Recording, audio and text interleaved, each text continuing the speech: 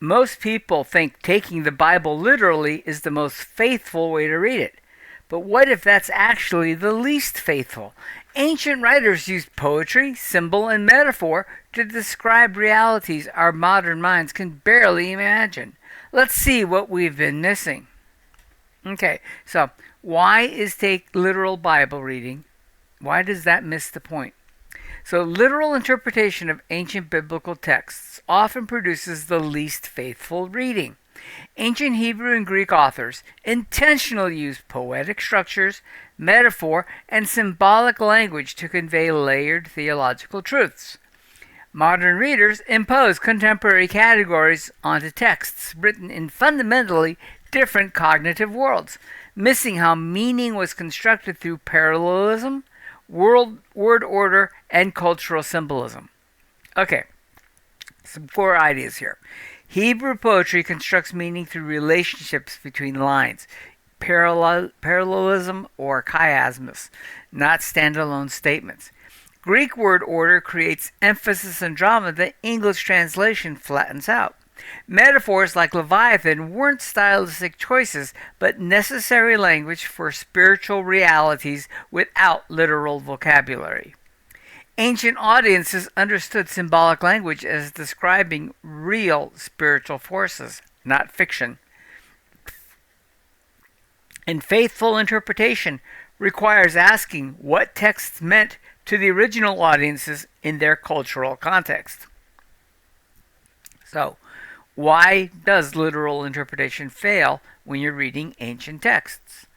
Well, most readers approach Scripture with a simple assumption. The most faithful interpretation is the most literal one. This assumption feels intuitive. Respecting the text means taking it at face value, right? That's wrong. The literal approach often produces the least faithful reading possible. It flattens what ancient authors deliberately layered. It imposes modern categories onto texts written in fundamentally different cognitive worlds. Ancient biblical authors operated with different assumptions about reality, knowledge, and communication. They used language structures modern readers have been trained to ignore. The gap between their world and ours creates interpretation problems we don't even recognize we have. So, think about this. Literal interpretation assumes context neutral meaning, but ancient texts require recognizing cultural contexts, the literary genre, and linguistic complexity and authorial intent. So, let's talk about Hebrew poetry for a second and how it actually works. Hebrew poetry doesn't work like English prose. When you read a psalm as straightforward sentences, you miss how the meaning gets constructed. Hebrew poets built significance through relationship between lines, not through individual statements. So let's take Psalm 1:6 for example. For the Lord knows the way of the righteous, but the way of the wicked will perish. English readers see two separate facts. Ancient readers saw one unified truth expressed through contrast. The structure itself carries meaning. The second line doesn't add information. It completes the thought by showing its opposite, creating a theological architecture where divine knowledge and human destiny intersect. This pattern repeats throughout Hebrew scripture and quite a bit in the Greek, because all the apostles were essentially Hebrew speakers, right? Parallelism creates compound sentences where two lines superimpose perfectly with the middle section, typically drawing out the main point. Read it as prose and you get facts. Read it as poetry and you get theology. So here's something to think about.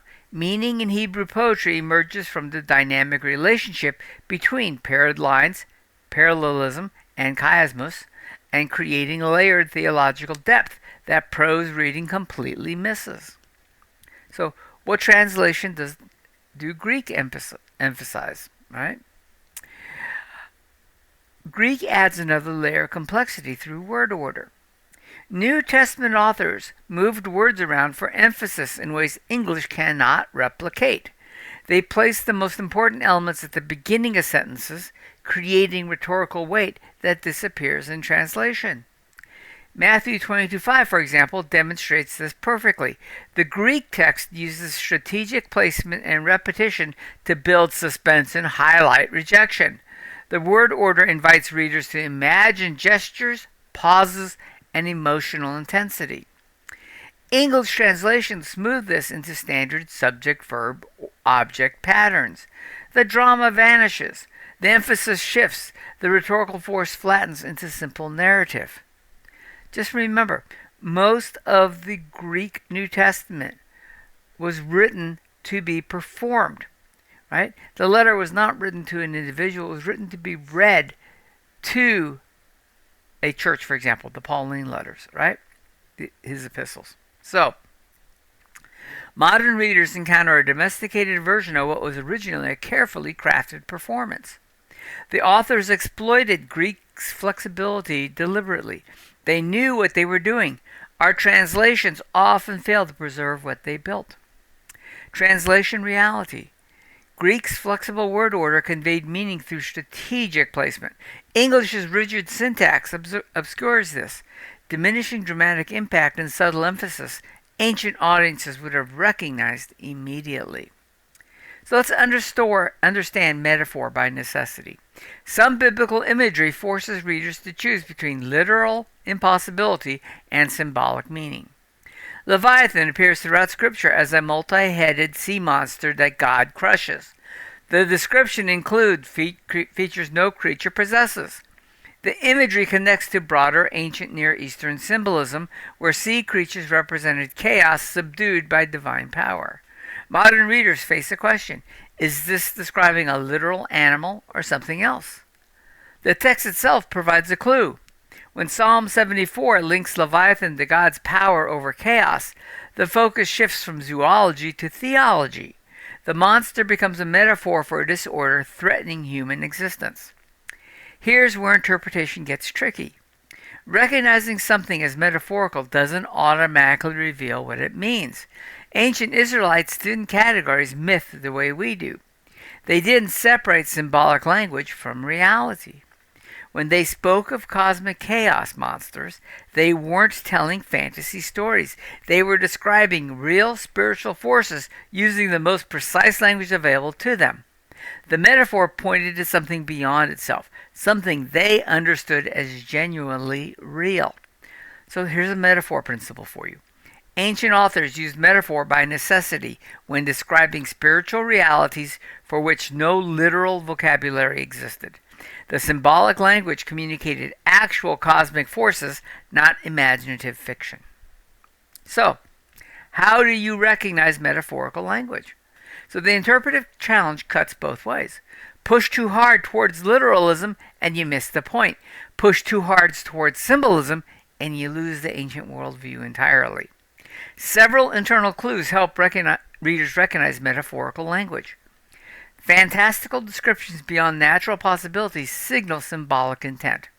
Theological context emphasizing divine power over chaos suggests metaphorical reading. Shifts in imagery within passages indicate layered meaning. Parallelism and repetition often highlight figurative language, and terms used symbolically elsewhere in Scripture create interpretive patterns. But recognizing metaphor only solves half the problem. The harder question is what the metaphor means. How do modern readers bridge from this is symbolic to understanding what chaos meant in ancient Israelite thought? There is an interpretive method you can use. Test literal meaning against context. If it creates inconsistencies within ancient worldview or literary patterns, seek metaphorical interpretation while respecting how the original audience would have understood the symbolism. Bridging from symbol to meaning. The Bible provides its own interpretive framework if you know how to look. Symbols like Leviathan appear across multiple passages. Tracing these appearances reveals consistent patterns. The sea repeatedly represents danger and disorder. Creatures from the deep embody forces opposed to God's order. Cross-referencing related passages shows how symbols function. Comparing Psalm 74, Job 41, and Isaiah 27 demonstrates a unified theme: God's victory over chaos. The theological message behind the imagery matters more than the image itself. Leviathan communicates God's sovereignty, the triumph of order over disorder, divine control over threatening forces. Understanding this requires setting aside modern assumptions. Ancient Israelites experienced chaos as a real threat. Their metaphors carried an existential weight we struggle to appreciate. The symbolic language describes spiritual realities they considered as real as physical ones. So here's a bridge strategy for you. Trace recurring symbols across Scripture. Notice internal patterns. Use cross-references. Grasp the theological message and adopt the ancient worldview perspective to move from recognizing metaphor to understanding its intended meaning. Okay, so the modern category trap. Even readers committed to cultural humility fall into modern categories without realizing it. Someone might recognize Leviathan as symbolic rather than literal. Progress, but then you think, it's a mythological creature like dragons in fantasy stories. This framing reflects modern secular categories that separate myth from history, fiction from truth. Ancient Israelites made no such separation. Their worldview integrated cosmic struggle as spiritual reality. The symbolic language pointed to actual forces, actual conflicts, actual divine intervention. Calling it myth, in our sense, underestimates its theological seriousness. Ancient audiences attributed to these symbols. It risks treating Scripture as imaginative literature rather than revelation of spiritual truth. The modern categories subtly reshape ancient realities, even when they're trying to avoid doing so. So here's a subtle imposition. Modern readers often apply categories like myth as fiction to biblical symbols, but ancient audiences understood symbolic language as describing real spiritual realities. This framing difference creates interpretive disconnect. So because of that, there's this mental shift that's required. One mental habit blocks everything else. Modern readers default to empirical scientific categories as the measure of reality. We expect texts to conform to contemporary standards of factuality. We dismiss symbolic language as mere fiction or superstition. This assumption prevents genuine engagement with ancient worldviews. The necessary shift is recognizing that ancient authors used symbolic language to describe real spiritual realities, not fictional stories, not mere allegories, actual cosmic forces and divine truths as understood in their context. Leviathan, dragons, cosmic battles express spiritual realities the ancients considered as real as anything physical. Moving from myth as fiction to myth as meaning opens interpretive possibilities modern literalism closes off. It allows texts to speak on their own terms rather than ours. This shift doesn't require abandoning critical thinking. It requires expanding what we consider real beyond purely material categories. So, here's a foundational shift for you. Unlearn the modern assumption that empirical categories are the only valid measure of reality. Embrace the ancient perspective that symbolic language points to real spiritual realities. So what changes in practice? Making this interpretive shift transforms how people engage Scripture daily. The text stops being ancient literature to analyze and becomes a window into spiritual realities, actively shaping existence. Readers approach with greater reverence, expecting encounters with truth beyond surface meanings. Spiritual sensitivity increases. Cosmic battles, spiritual warfare, divine sovereignty over chaos become relevant to daily experience rather than abstract concepts. Scripture shifts from doctrinal statements to living narrative. The symbolic language invites participation in an ongoing cosmic story rather than intellectual assent to propositions.